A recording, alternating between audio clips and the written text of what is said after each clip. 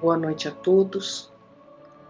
Que Deus, nosso Pai de infinita bondade, Jesus, querido amigo e mestre, possa nos orientar mais esta noite em que reunidos estamos para estudar o Evangelho de Jesus.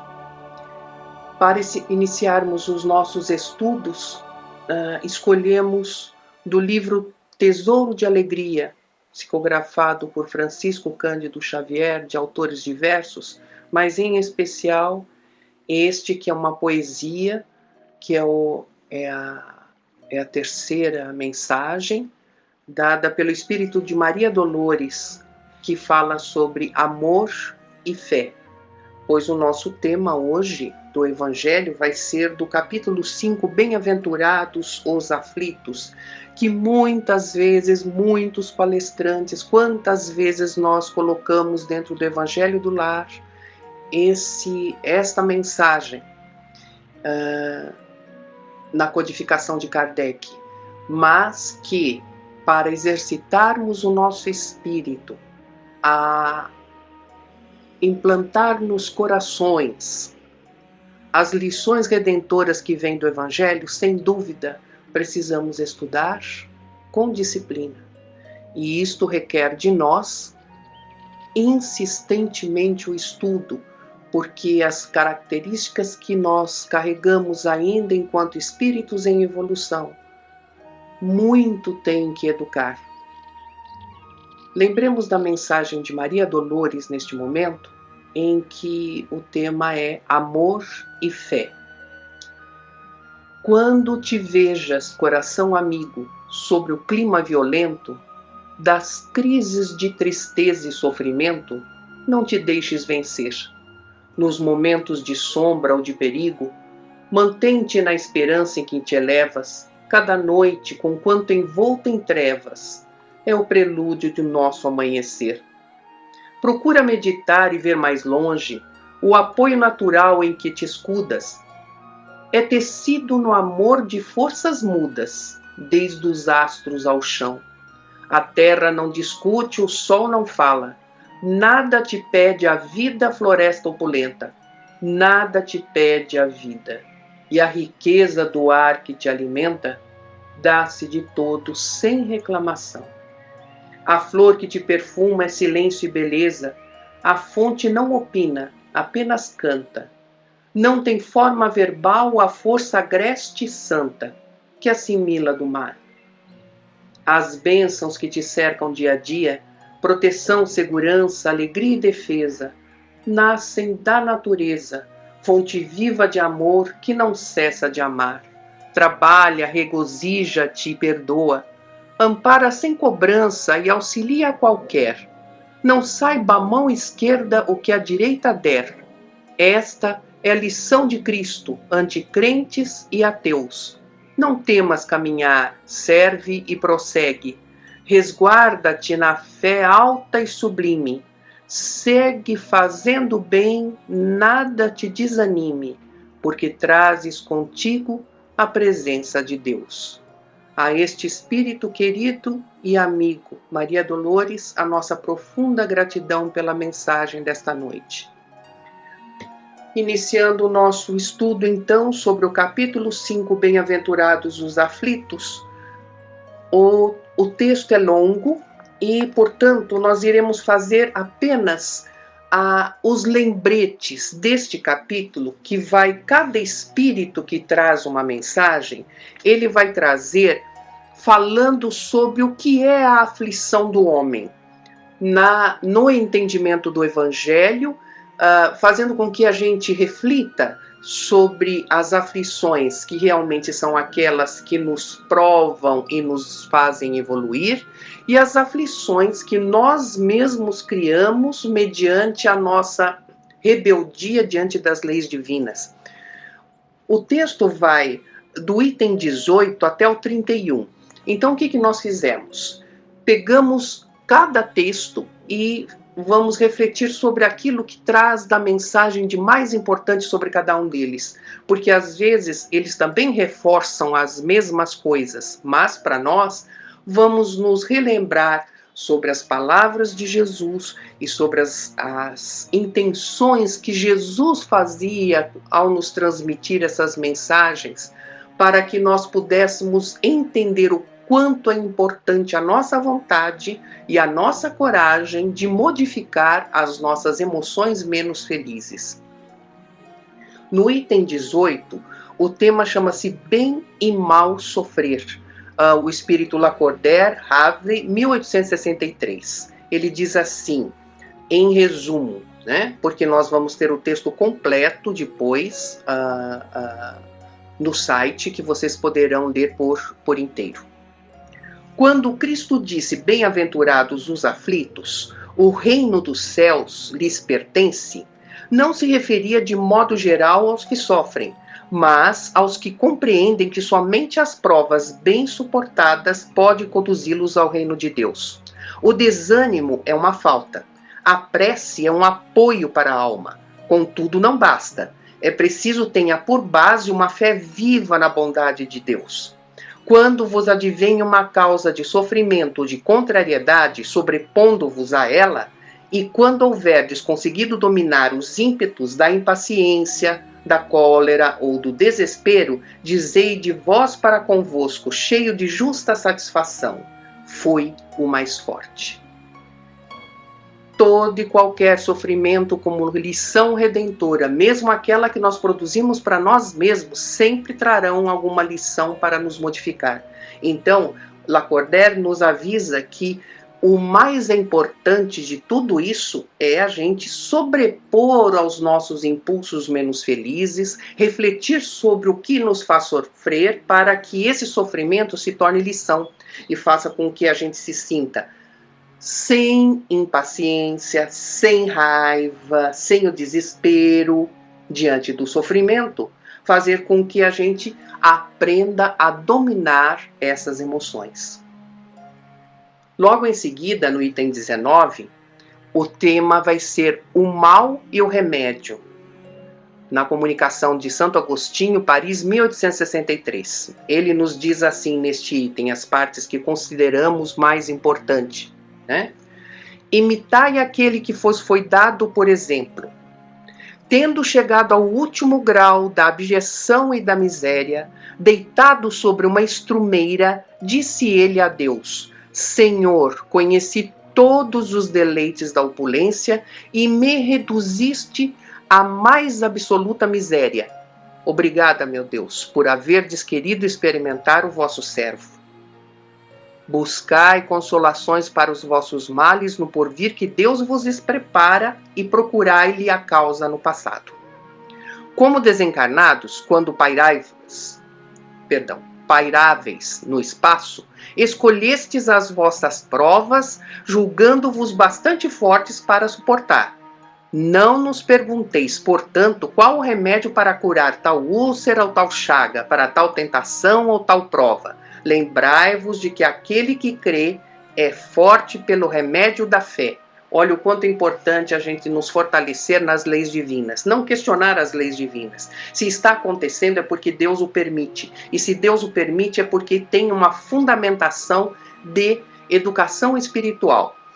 Que a gente não fique perguntando por que estou sentindo isso, por que está acontecendo isso comigo. Em vez disso, fortalecer-se na prece, na reflexão dos nossos atos e de nossos pensamentos, para que a estrutura de modificação espiritual ela seja forte, fortalecida na fé em Deus.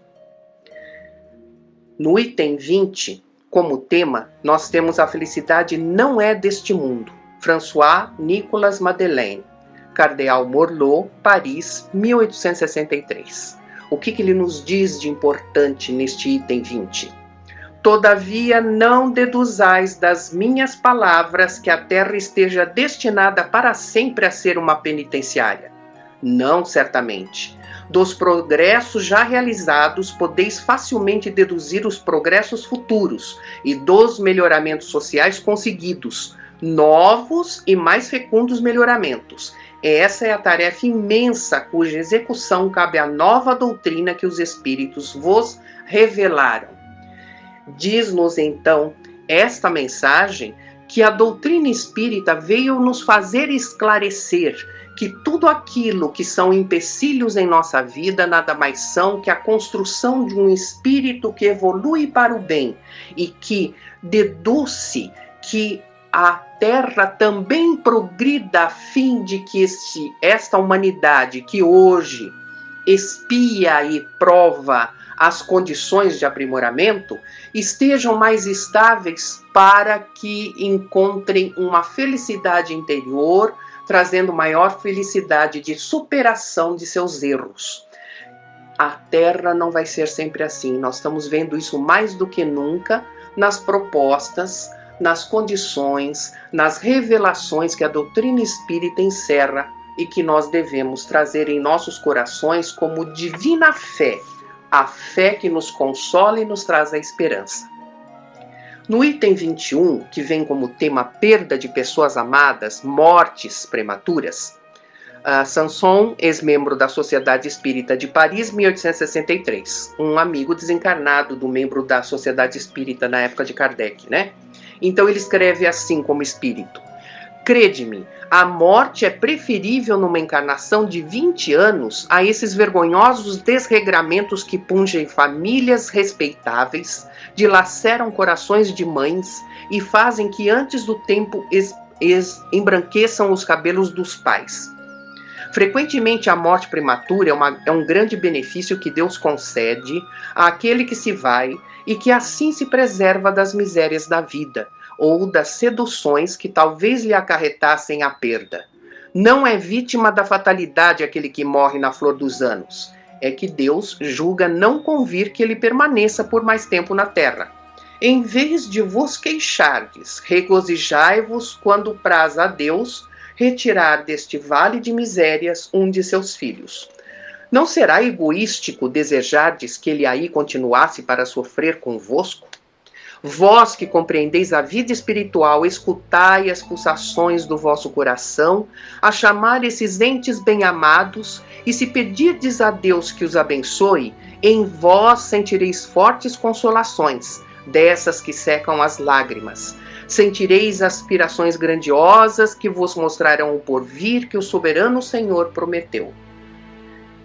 Que o nosso coração esteja consolado na imortalidade da alma.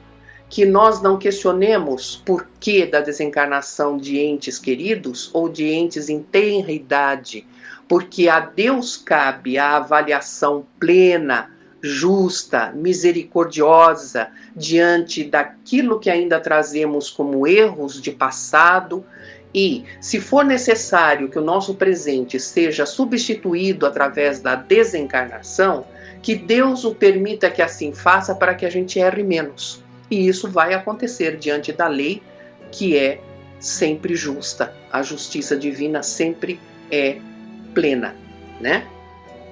Dando continuidade ao nosso estudo, nós vamos ver no item 22. Se fosse um homem de bem, teria morrido. Do espírito Fenelon, Sens, 1861. Falando de um homem mau que escapa de um perigo, costumais dizer: se fosse um homem bom, teria morrido. Pois bem, assim falando, dizeis uma verdade, pois com efeito muito a miúde, sucede dar a Deus, a um espírito de progresso ainda incipiente, prova mais longa, do que a um bom que por prêmio do seu mérito receberá a graça de ter tão curta quanto possível a sua aprovação.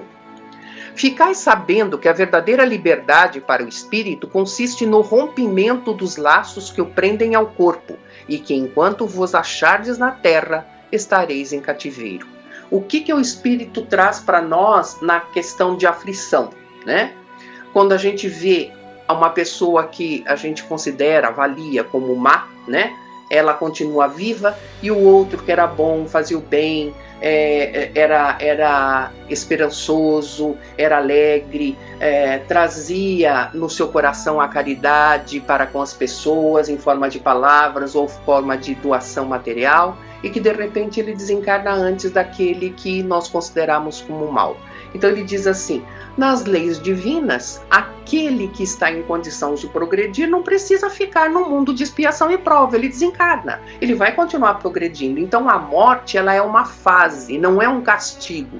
A morte, ele é um período em que, quando estamos plenos do nosso aprendizado, nós podemos também ser submetidos à morte física, né, porque o espírito é imortal, para podermos continuar progredindo no mundo espiritual, que é muito mais pleno, o espírito tem maior consciência de si mesmo, ele tem muito maior condição de estar auxiliando as pessoas que ama, e ele não tem o sofrimento do corpo físico, não é? Então a morte, muitas vezes a gente vê como pleno sofrimento, como uma aflição. Este olhar nosso diante dos esclarecimentos da doutrina espírita precisa mudar. Nós precisamos consolar nosso coração que nós continuamos vivendo, né? No item 23, sobre o tema Os Tormentos Voluntários, que ainda é do espírito Fenelon, Lyon, 1860, ele vai dizer assim para nós, em termos de resumo que nós fizemos. Vive o homem incessantemente em busca da felicidade, que também incessantemente lhe foge, porque a felicidade sem mescla não se encontra na terra. Entretanto, malgrado as vicissitudes que formam o cortejo inevitável da vida terrena, poderia ele pelo menos gozar de relativa felicidade se não a procurasse nas coisas perecíveis e sujeitas às mesmas vicissitudes, isto é, nos gozos materiais, em vez de a procurar nos gozos da alma, que são um prelibar dos gozos celestes imperecíveis. Em vez de procurar a paz do coração, única felicidade real neste mundo, ele se mostra ávido de tudo que agitará e turbará. E coisa singular, o homem, como que de intento, cria para si tormentos que estão nas suas mãos evitar. Haverá maiores do que os que derivam da inveja e do ciúme? Que de tormentos, ao contrário, se poupa aquele que sabe contentar-se com o que tem, que nota sem inveja o que não possui, que não procura parecer mais do que é calmo porque não cria para si necessidades, e não será uma felicidade a calma em meio das tempestades da vida? Fica mais do que claro o Espírito nos esclarecendo que quanto mais a gente se apega às coisas materiais, maior condição nós temos de criar tormentos, sofrimentos que a gente não precisaria estar passando, não é? No item 24, com o tema A Desgraça Real, de Delphine de Girardin, Paris, 1861, ele vai nos dizer o seguinte sobre as aflições.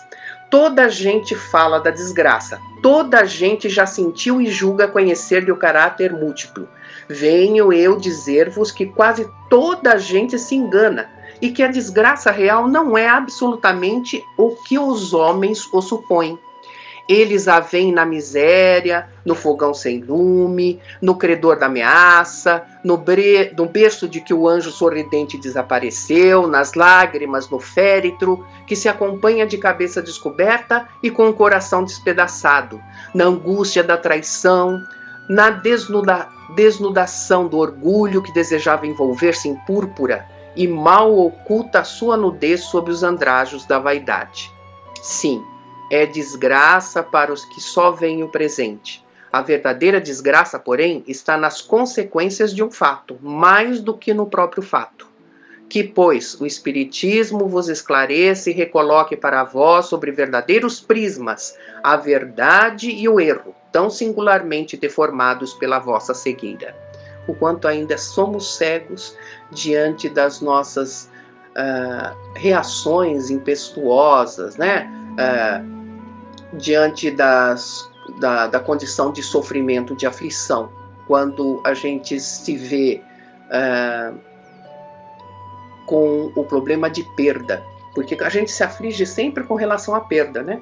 Toda vez que a gente perde alguma coisa, a gente se frustra. E quando a gente se frustra, em vez de trabalhar essa frustração para reagir de um momento de uma forma positiva, a gente se rebela, a gente se desespera, ou pior, a gente às vezes pratica atitudes que nunca poderia estar passando por nós, que é o homicídio e o suicídio, que ainda os espíritos vão falar aqui como forma de aflição. O tema 25 é a melancolia, François de Genève, Bordeaux. Ele diz o seguinte: crede-me, resisti com energia a essas impressões que vos enfraquecem a vontade. São inatas no espírito de todos os homens as aspirações por uma vida melhor, mas não as busquei neste mundo, e agora, quando Deus vos envia os espíritos que lhe pertencem, para vos instruírem acerca da felicidade que ele vos reserva, aguardai pacientemente o anjo da libertação, para vos ajudar a romper os liames que vos mantém cativo o espírito. Isso quer dizer, no processo de desencarnação, por mais sofrimento que a gente tenha, que a gente espere o tempo de aprendizado na Terra para desencarnar naturalmente. Lembrai-vos de que durante o vosso degredo na terra tendes de desempenhar uma missão de que não suspeitais, quer dedicando-vos à vossa família, quer cumprindo a diversas obrigações que Deus vos confiou. Então, quantas coisas a gente pode fazer em benefício do próximo, apesar de estarmos sofrendo, que nunca tiremos a nossa vida. No item 26, vai falar sobre isso, provas voluntárias, o verdadeiro cilício. Um anjo guardião, País, 1863. Perguntais se é lícito ao homem abrandar suas próprias provas. Essa questão equivale a esta outra. É lícito aquele que se afoga cuidar de salvar-se? Aquele em quem um espírito entrou, retirá-lo? Ao que está doente chamar o médico? As provas têm por fim exercitar a inteligência tanto quanto a paciência e a resignação. Pode dar-se que um homem nasça em posição penosa e difícil, precisamente, para se ver obrigado a procurar meios de vencer as dificuldades. O mérito consiste em sofrer, sem murmurar, as consequências dos males que lhe não sejam possível evitar, em perseverar na luta, em não se desesperar, se não é bem-sucedido. Então, mesmo que a gente faça muito esforço e a gente não consegue alterar determinadas coisas, o tempo fará com que o espírito se modifique, e essa prova ela não vai ser eterna, ela vai modificar-se para coisas melhores no futuro, desde que a gente não a precise mais. Mas o que o espírito está dizendo aqui é: a gente pode se esforçar para mudar a situação de dificuldade que a gente se encontra? Sempre, claro, mas nunca com rebeldia. Não é? Tem mais um texto com o tema: dever-se-á por termo as provas do próximo? Espírito Bernardino, Espírito Protetor, Bordeaux, 1863. A pergunta 27, no item 27, é a seguinte: deve alguém pôr termo às provas do seu próximo quando o possa ou deve, para respeitar os desígnios de Deus, deixar que sigam seu curso? Quer dizer, se a pessoa ou a pessoa está com algum sofrimento, mas ela está com esse sofrimento porque se foi Deus que mandou, ela tem que sofrer. Eu não faço nada porque isso faz parte das leis divinas. É isso que o Espírito está falando. Será que é assim? Ou então, tirar a vida numa pessoa que está sofrendo? Eutanásia, por exemplo? A resposta: pensam alguns que, estando na terra para espiar, cumpre que as provas sigam seu curso. Outros há mesmo que vão até o ponto de julgar que não só nada devem fazer para atenuar, mas que ao contrário devem contribuir para que elas sejam mais proveitosas, tornando-as mais vivas. Isso aconteceu muito em tempos remotos, né, quando as pessoas supliciavam o próprio corpo, né, para agradar a Deus. Quantas vezes, né, eu pequei, então vou lá, chicoteio o meu corpo, ou então fico sem comer alguma coisa, ou então eu passo algum sofrimento físico como se isso pagasse aquilo que eu erro, não é?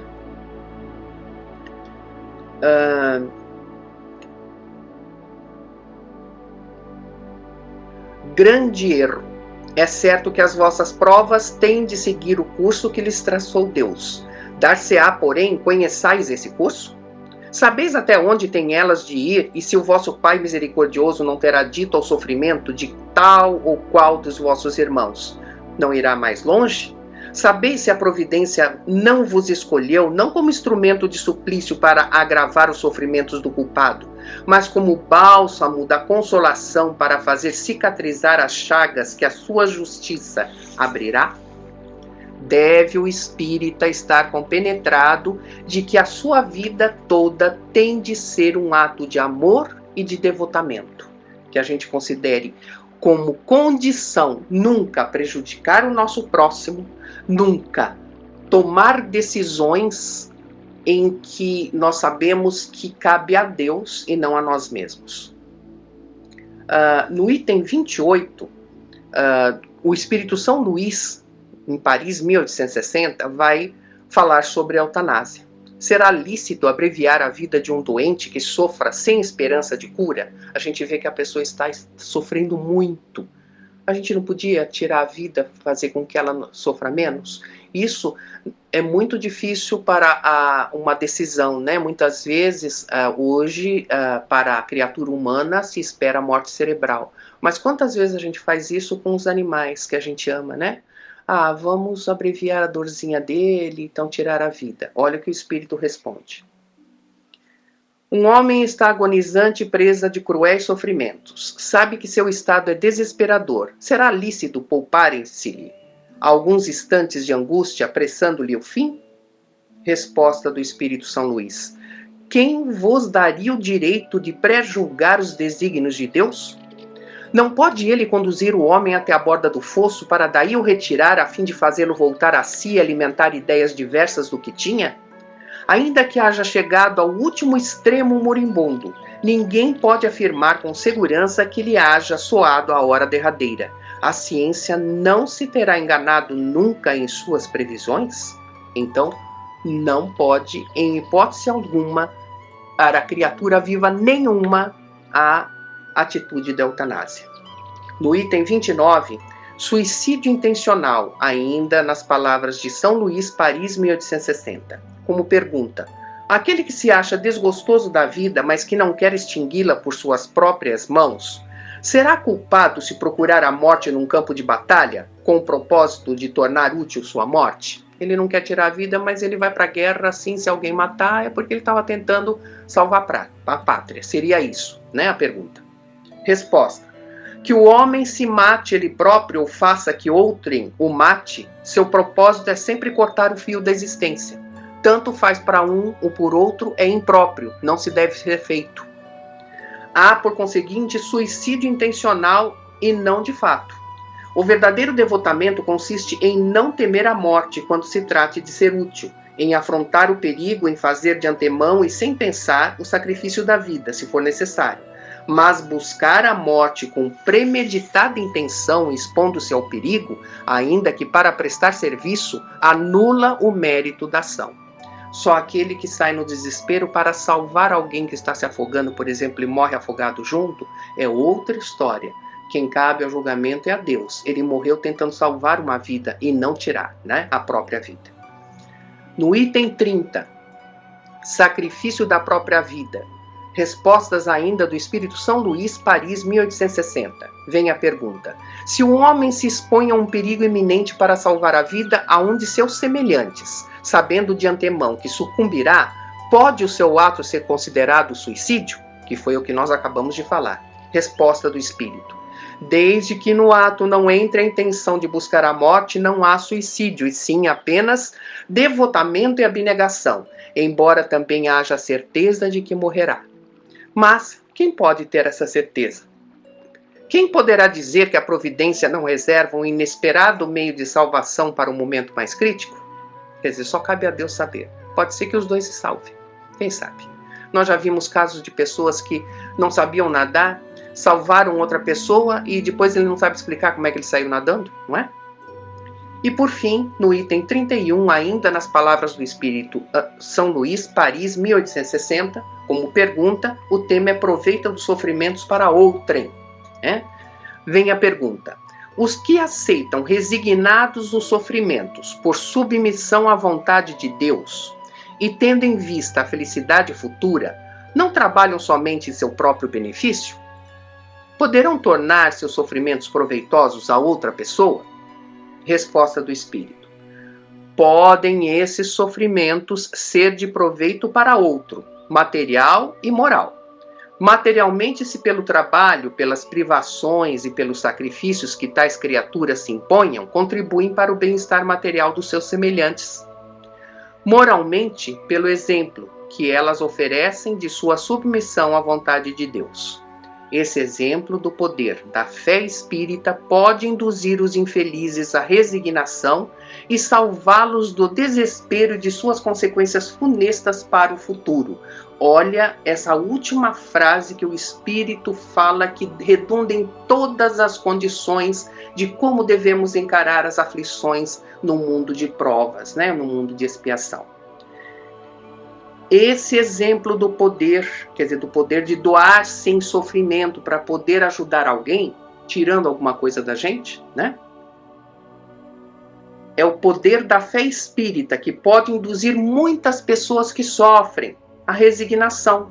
Porque quando a gente aprende que o sofrimento também pode ser um exemplo ao bem, e se nós pegarmos os exemplos de todos aqueles que nós consideramos no mundo como mensageiros do bem, como verdadeiros anjos, como pessoas santas, né? Santificamos quantas pessoas, nós vamos ver que estão sempre na simplicidade material, que estão sempre em lutas constantes com a saúde, em lutas constantes para a própria sobrevivência, e que esse exercício, ainda assim, com tanta aflição, é um meio deles estarem mostrando que, confiando em Deus, sempre teremos uma situação que vai nos trazer o equilíbrio e a paz. Que é este tema, bem-aventurados os aflitos, seja para nós o motivo de que a aflição como modelo de ensino nos incita a estar mais perto de Deus. Uma boa noite a todos.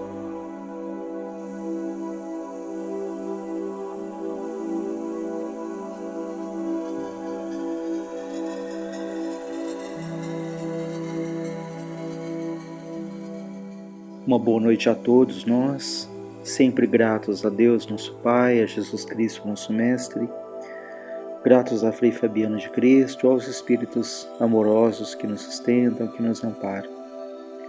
Que jamais nos falte a fé, a confiança, que jamais nos falte a certeza de que Deus, nosso Pai, olha com todo carinho, com toda atenção por cada um de nós. Nós hoje trouxemos do livro Diálogo com as Sombras, do Hermínio Miranda, que é um livro que fala sobre a teoria e prática da doutrinação, e aqui é o capítulo 2, em que ele fala sobre o trabalho mediúnico, ele fala sobre as pessoas, os encarnados. Ele nos diz que é um trabalho muito dinâmico, é um trabalho de uma interação entre encarnados e desencarnados, que não se limita somente ali a 1 hora, 1 hora e meia de uma sessão. Muitas vezes é um trabalho que já começa ali muito cedo, que se desdobra ali durante o sono físico, à noite, em que o médium vai se preparando para o trabalho mediúnico, enfim, que é uma interação, é uma sinergia intensa entre encarnados e desencarnados. Ele diz aqui que um amigo meu, confrade muito inteligente, certa vez escandalizou seus ouvintes numa palestra pública, declarando que tinha medo de morrer. Ao terminar sua exposição, a palavra foi franqueada, foi passada ali para perguntas e comentários. E um senhor idoso no auditório declarou seu espanto ao verificar que um espírita esclarecido como ele tivesse medo de desencarnar. O amigo confirmou e justificou: meu caro confrade, a gente aqui na Terra vai levando a vida escondido, disfarçado, como se estivesse atrás de uma espessa máscara. Mas do lado de lá, isso é impossível. Nos mostramos em toda a nudez da nossa imperfeição. Então, é interessante isso, que esse senhor ali, que é um palestrante, ele fala do medo de morrer, ele explica por quê, E de fato é isso. Aqui nós podemos ali colocar um verniz, nas nossas supostas qualidades, aparentarmos algo que nem sempre somos, mas do lado de lá nós vamos nos apresentar exatamente como nós somos, com as nossas conquistas e com as nossas dificuldades, né? Por isso é que nós precisamos ter muito essa consciência do que é que nós levaremos quando partirmos daqui, né? E lembrando sempre, quando Kardec diz que reconhece-se o verdadeiro espírita pelos esforços que ele faz para dominar as suas más tendências. É muito interessante essa colocação, que nos mostra o quê? Que não se espera de um espírita, nem de ninguém que se dedica ali a cuidar da sua espiritualidade, a perfeição.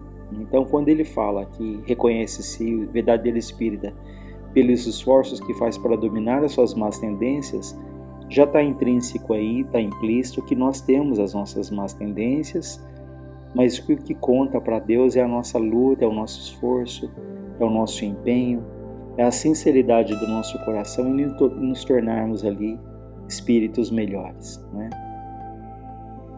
E ele fala aqui, né, aquele que resolve dedicar-se ao trabalho mediúnico, especialmente no que se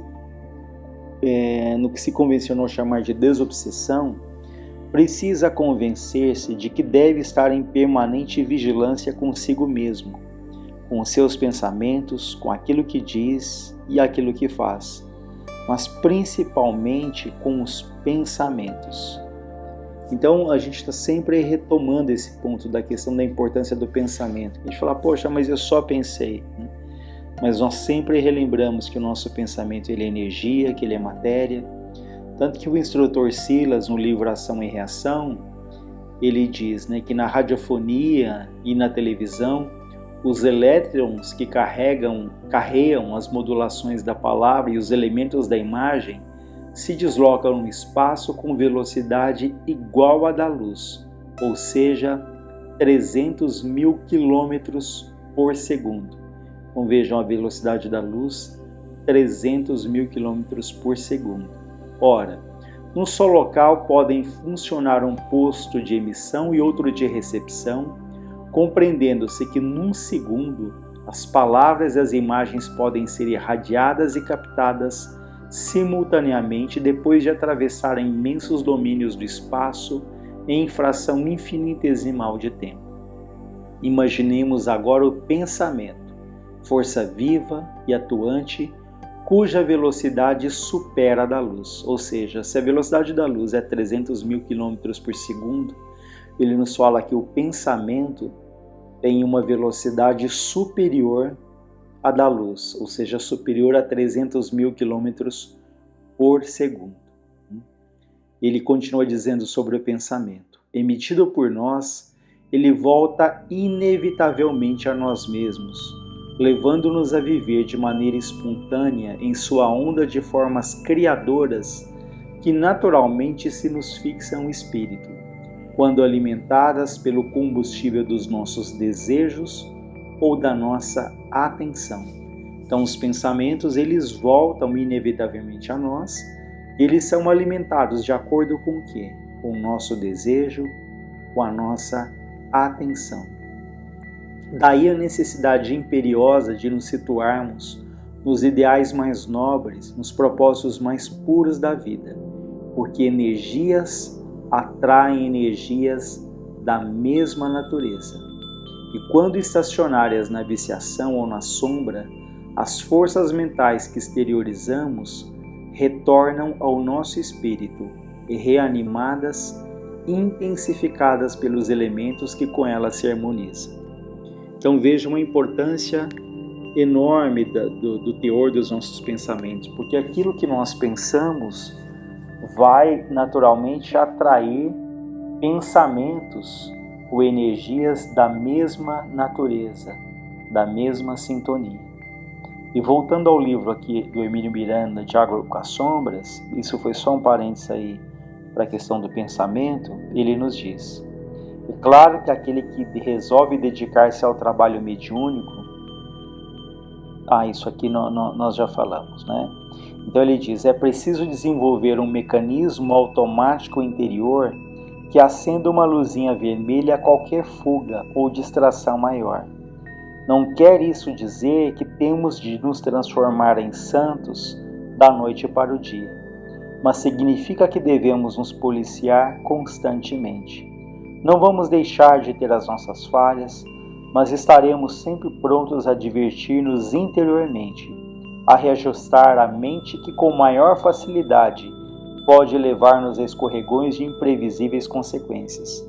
Então ele nos diz aqui que ninguém é santo, ninguém se transforma de santo de um dia para outro, mas ele nos convida a tomarmos esse cuidado e ele fala, desenvolvermos um mecanismo interior como se acendesse uma luzinha vermelha, sempre que detectarmos, percebermos em nós pensamentos que não são bons, que não são saudáveis.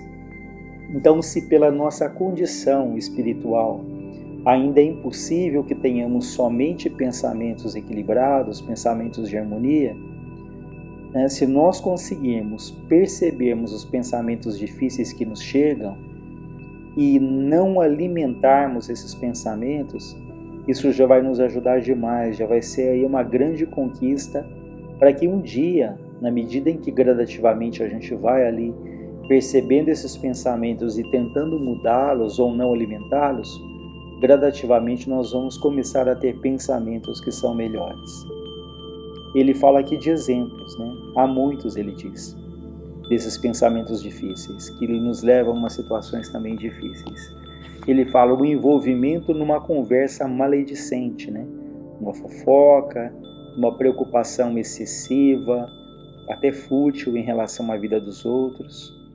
O distraído olhar de cobiça para uma mulher atraente, vejam, às vezes é um olhar ali de cobiça que pode ligar ali o nosso pensamento a espíritos que também estão ali vinculados à questão da sexualidade em desequilíbrio.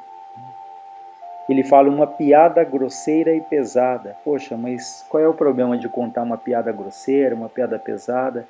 Se isso ali atrai a atenção das pessoas, se diverte ali um círculo de amigos.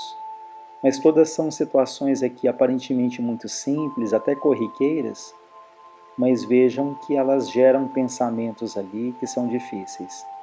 Ele fala um pensamento de rancor ou até de revolta em relação ao chefe, um companheiro de trabalho, né? Quantas vezes temos ali a mágoa, temos o rancor, temos a revolta, e alimentamos esse pensamento repetidamente, relembrando aquela situação, nos sentindo vítimas, nos sentindo ali injustiçados, né, nos sentindo preteridos ali, né, sentindo a indiferença do outro. Então esses pensamentos também, se alimentados, eles não nos fazem bem. Ele fala o pensamento de inveja, né, em relação a alguém que se destacou por algum motivo. Esse é um ponto muito interessante, porque nós falamos, mas eu não sou uma pessoa que tenho inveja, né? Mas analisemos, quando alguém nos traz ali uma situação dramática, triste, com muita facilidade nós somos solidários, nós nos condoemos, nós nos colocamos na situação daquela pessoa. Mas quando alguém chega muito feliz, ou dizendo que teve uma grande conquista, uma promoção no emprego, seja lá o que for, é interessante como nós temos dificuldade de nos alegrarmos com a alegria do outro. Se é alguém muito próximo, algum familiar, isso é tranquilo, né? Mas se não é, nós temos uma dificuldade muito grande ainda em nos alegrarmos com a alegria do outro. Então vejam que nós somos bastante solidários na tristeza, ajudamos, mas não temos essa mesma facilidade quando o outro ali é feliz, quando o outro nos traz ali uma conquista. Até falamos, já que bom, né? Mas será que no fundo nós ficamos felizes? Ou muitas vezes pensamos, por que não comigo? Né? Por que eu não conquisto? Porque as coisas são tão difíceis para mim? Por que o vizinho tem ali tantas coisas? E, na verdade, nós não fazemos a menor ideia do que se passa dentro de cada um. Quantas situações nós olhamos para o outro falando, eu queria ter a vida dessa pessoa, e talvez essa pessoa olhe para a nossa vida e fala, poxa, eu queria ter a vida dele. Né? Porque, reforçando, ninguém sabe ali das alegrias, mas também ninguém sabe das lutas e das angústias ali que cada um traz. Ele fala de outras situações, como, por exemplo, a leitura de um livro pornográfico. Né? Hoje a gente poderia pensar não só na leitura de um livro pornográfico, mas o acesso ali a tantos sites que estimulam, né, a pornografia. Isso é o que não falta hoje, né? E isso ali cria ligações mentais também que não são saudáveis para nós, né? Ele fala assistência a um filme pernicioso também, né? Um filme... Tem pessoas, por exemplo, que elas não se sentem bem, elas são melancólicas, elas são depressivas, elas são agitadas. No entanto, elas vivem assistindo filmes ali de terror, ou filmes que extremamente violentos, né? Para algumas pessoas isso pode não ter um impacto maior, mas há aqueles que são muito sensíveis, que são muito mais suscetíveis, em que aquilo que se lê, aquilo que se ouve, isso tem um impacto muito grande no estado emocional. E a gente pensa até na televisão, né? Hoje é impressionante a quantidade de programas policiais que trazem ali detalhes de crimes hediondos, de situações difíceis. E há aqueles que têm um prazer enorme em acompanhar ali o dia inteiro, às vezes trocam em vários canais para acompanhar a mesma notícia, né? E se sentem ali tristes, melancólicos, e bastaria ali uma autoanálise para pensar que alimentam isso também, né? Tanta coisa boa para ser lida, para ser vista. Então, quais são as escolhas que nós temos no nosso dia a dia? Naquilo que a gente ouve, naquilo que lemos, e dentro desse contexto, quais são os pensamentos, né, que nos rodeiam, quais são os pensamentos que permeiam ali o nosso dia a dia. Então ele diz: há milhões de motivos diante de nós a cada momento, pois vivemos num mundo transviado, um mundo difícil, exatamente porque reflete o transviamento da massa de seres desajustados que vivem na sua psicosfera. Toda atenção é pouca. A vigilância dispara o sinal de alarme. A prece, a defesa, a correção. Ninguém precisa chegar, porém, aos extremos do misticismo, a ponto de viver rezando pelos cantos de olhos baixos pela rua, temendo o contágio com os pecadores, né? Ou seja, não faz sentido nenhum aquele que fala: eu não quero, eu busco a santidade, por isso eu me afasto dos pecadores, né, temendo esse contágio, como ele fala, né? Então isso é um extremo desnecessário e improdutivo. Ele diz aqui: também todos somos pecadores, no sentido de que todos trazemos feridas não cicatrizadas, de falhas clamorosas num passado mais distante ou num passado recente. Por outro lado, a providência divina vale-se precisamente dos imperfeitos para ajudar os mais imperfeitos. Quem poderia alcançar estes, senão aqueles que ainda estão a caminho com eles? A distância entre nós e os que já se redimiram é tão grande em termos vibratórios, para usar uma palavra mais ou menos aceita, que dificilmente conseguem eles alcançar-nos para um trabalho direto junto ao nosso espírito.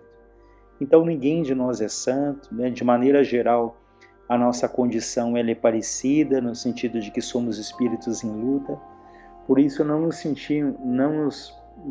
procuremos não nos sentir ali superiores a ninguém. Por isso é que eu acho sempre interessante relembrar o que Frei Fabiano diz, que nós não somos melhores nem piores do que ninguém, né?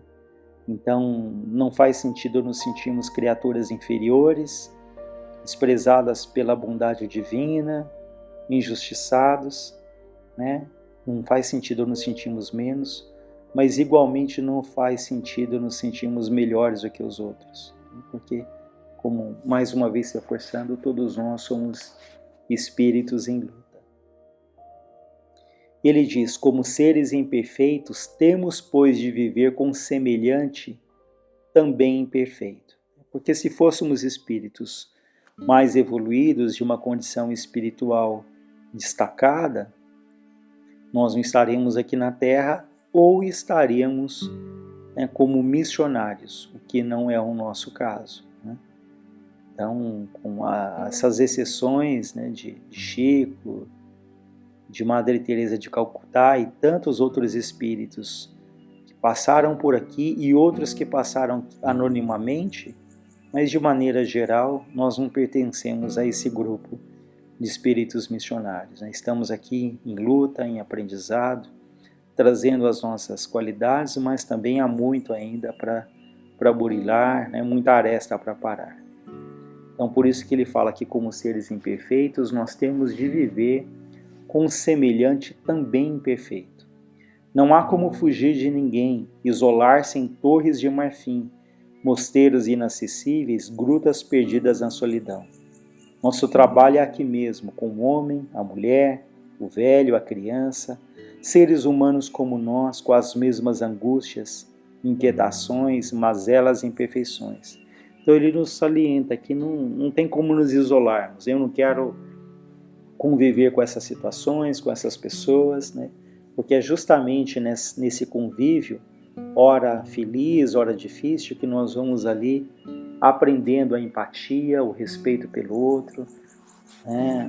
Ainda que não concordemos, mas compreender que cada um ali tem um grau de maturidade, de conhecimento, né? Então, assim como precisamos ali às vezes da paciência com os outros, há muitos também que têm que ter a paciência conosco, né? Pela a caminhada ainda tantas vezes vagarosa que estamos empreendendo. Então ele diz, o que enxerga um pouco mais ajuda o cego, mas talvez o cego disponha de pernas para caminhar e pode assim amparar o coxo, né, o paralítico. E quem sabe se o aleijado dispõe de conhecimento construtivo que possa transmitir ao mundo. Este um dia no futuro voltará a falar para ensinar e construir.